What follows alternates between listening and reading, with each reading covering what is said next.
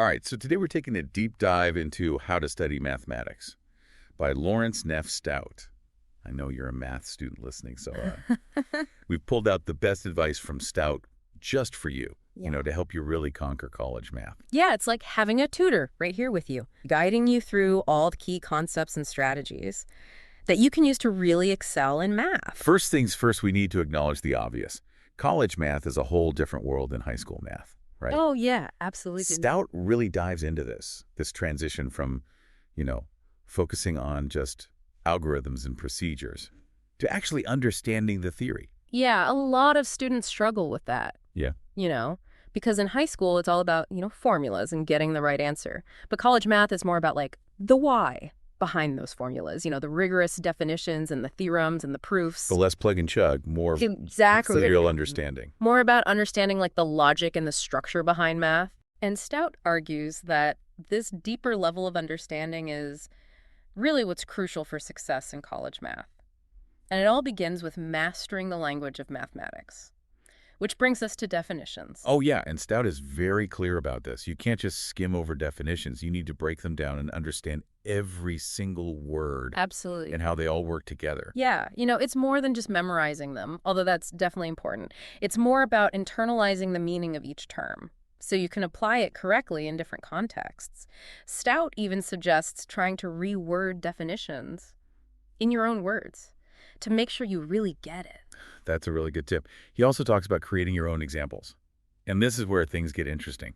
He actually says to come up with examples that don't fit the definition. Oh, that's a fantastic strategy. To really solidify your understanding. Yeah. For example, let's say you're learning about continuous functions. Try to visualize or even sketch out a function that, have a jump or a break in it. Something that violates the definition of continuity. And by understanding what a continuous function is not, you gain a clearer understanding of what it actually is. Yeah, it's like testing the boundaries. Exactly. Of a concept. Yeah. Seeing where it breaks down. And then you can see, okay, what makes it work. Exactly. I wish I had known that back when I was struggling with calculus. Yeah. All right, so we've tackled definitions. Now let's move on to the building blocks of mathematical theory. Theorems. Stout talks about this hierarchy of, theorems, propositions, lemmas, corollaries. He can get kind of overwhelming at first. Yeah, the terminology can definitely be intimidating. But understanding the difference between all these terms can actually be really helpful. So a theorem is basically a major result, a significant statement that's been proven to be true, like a landmark on your mathematical journey. Okay, and what about propositions, lemmas, and corollaries? Where do those fit in? So think of them as different types of waypoints along the road. A proposition is an important statement, but maybe not as central as a theorem. A lemma is a smaller result, often used as a stepping stone to prove a bigger theorem. And a corollary is a direct consequence of a theorem, something that just follows logically from it. So it's like a hierarchy of importance. Exactly. Connection. Yeah, and understanding the relationships between all these statements really helps you see the bigger picture. It's like having a map that shows you how all the different concepts are connected and how they build on each other. But why does this matter? For students who are, more focused on applied math and not just pure theory. Because even in applied math, this understanding of how things connect can be incredibly helpful when you're trying to solve problems. Or apply math concepts to real-world situations. Okay, that makes sense. Stout also emphasizes understanding the hypotheses of a theorem. The if part of the statement. He says it's crucial for knowing when you can actually apply a theorem. Oh, absolutely. The hypotheses are the conditions that have to be met in order for the theorem to hold true. If the conditions aren't met, then the theorem doesn't apply. It's checking to see if you meet the height requirement before you can go on a roller coaster. So understanding the hypotheses helps us avoid misusing theorems. Exactly. Like trying to apply a formula when it's not actually valid in that situation. Yeah. Okay, that makes a lot of sense. And Stout even suggests this really interesting technique for studying theorems. He calls it working backwards. So start with a major theorem, and then you trace it back to its roots. And you see how it connects to more fundamental concepts and axioms. Okay, could you give us an example of how that would work? I can see how it would be helpful, but I'm not quite sure how to actually do it. Sure. Let's take the Pythagorean theorem as an example. You could start by looking at the theorem itself, a squared plus b squared equals c squared for a right triangle. Then you could delve a little deeper and ask, where does this theorem even come from? What are the underlying geometric principles that make it true? So we'd look at the proofs of the Pythagorean theorem and see how they utilize concepts like area, congruence, and similarity. Exactly. And you might even go further back and examine the axioms of Euclidean geometry, the fundamental assumptions that the whole system is built upon. By tracing that Pythagorean theorem back to its roots, you gain a much deeper understanding of its significance and its place within the broader framework of math. It's like peeling back the layers of an onion, Yeah. revealing the inner workings of the theorem and how it connects to the foundation of geometry. It's a really cool way to study. It's a powerful technique for understanding the logical structure of math, and it can help you appreciate beauty and elegance of how seemingly complex ideas can be built upon a foundation of simple, fundamental principles. Okay, so before we move on to the often dreaded topic of proofs, I want to just pause for a second and remind our listeners why we're diving into all this theoretical stuff. Yeah. It's easy to get lost in definitions and theorems and forget why they actually matter You're absolutely right. in the real world. We're exploring these concepts not just for the sake of abstract knowledge, but because they are the tools that allow us to solve problems, make predictions, and understand the world around us in a deeper way. So stay tuned, because next we'll tackle the heart of mathematical reasoning, proofs. We'll unpack why they're important even for applied math, and how they can help you develop critical thinking skills that extend far beyond the classroom. All right, so let's tackle this topic that I think a lot of math students are afraid of, proofs. We can all agree they can be kind of intimidating, but Stout makes a really good argument for why they're so valuable, even if you're not going to be like a pure mathematician. Yeah, proofs are often seen as this really abstract thing that only math majors have to worry about. But in reality, understanding proofs can be so beneficial, no matter what you're studying. Yeah. Stout argues that proofs teach you to think really rigorously and to question assumptions. It's not about taking a statement at face value, but really understanding why it's true. Yeah. And looking at the evidence and following the logical steps to get to that conclusion. Yeah, he compares proofs to like a detective's investigation, where you're gathering evidence and connecting the dots, building a case for the truth of a statement. And that kind of critical thinking is so valuable in any field, whether you're analyzing data in science, or evaluating arguments in history, or even just making decisions in your everyday life. So proofs aren't just about proving theorems in a textbook. They're about developing this mindset of critical inquiry that you can apply to any situation where you need to analyze information and draw conclusions. Exactly. And Stout highlights another benefit of understanding proofs. It helps you spot hidden assumptions in real-world applications, because so many fields use math models and concepts to make predictions or decisions. But those models are based on certain assumptions. And if we don't understand the logic behind those models, the proof behind them, we might just blindly accept their predictions without even thinking about the limitations, or maybe even biases that are built into them. Exactly. By understanding proofs, you develop a more discerning eye. You start to see the math concepts that are hiding beneath the surface of real-world problems, and you can ask those critical questions about the models being used. That's like having a secret decoder ring. That lets you see the math behind the curtain, even when it's not presented in like a mathematical way.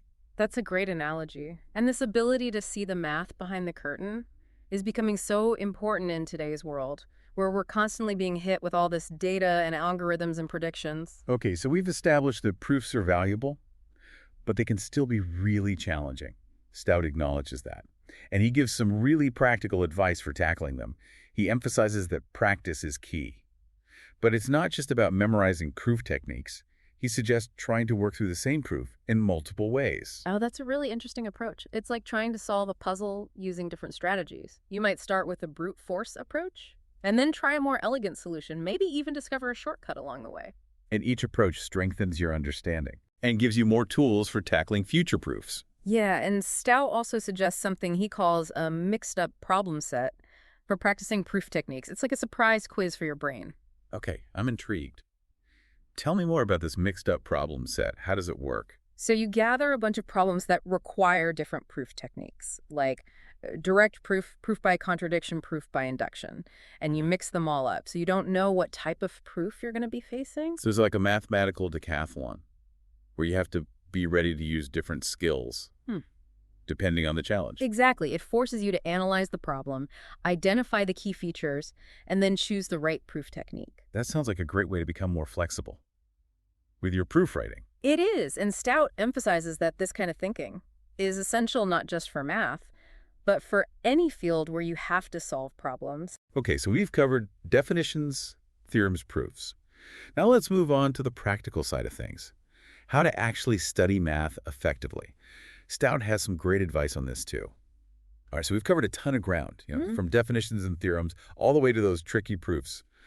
But let's get to the part that I think everyone wants to know.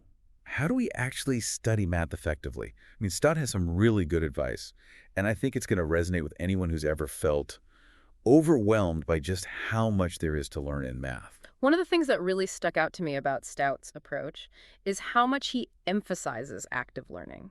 He's really adamant that math is not a spectator sport. You can't just read the textbook or watch a lecture and expect to absorb everything. Yeah, he uses a great analogy. He says studying math is like learning a musical instrument. Oh, yeah. You wouldn't expect to master the piano just by listening to someone else play. Right? Exactly. You have to get your hands on the keys, practice those scales, make those mistakes, and just gradually build up your skills through effort and engagement. So takeaway number 1 for our listeners, be an active learner. Don't be afraid to get your hands dirty. Experiment with different approaches. Make mistakes. That's how we learn. But how do we actually do this when it comes to studying math? Well, Stout offers some really concrete suggestions.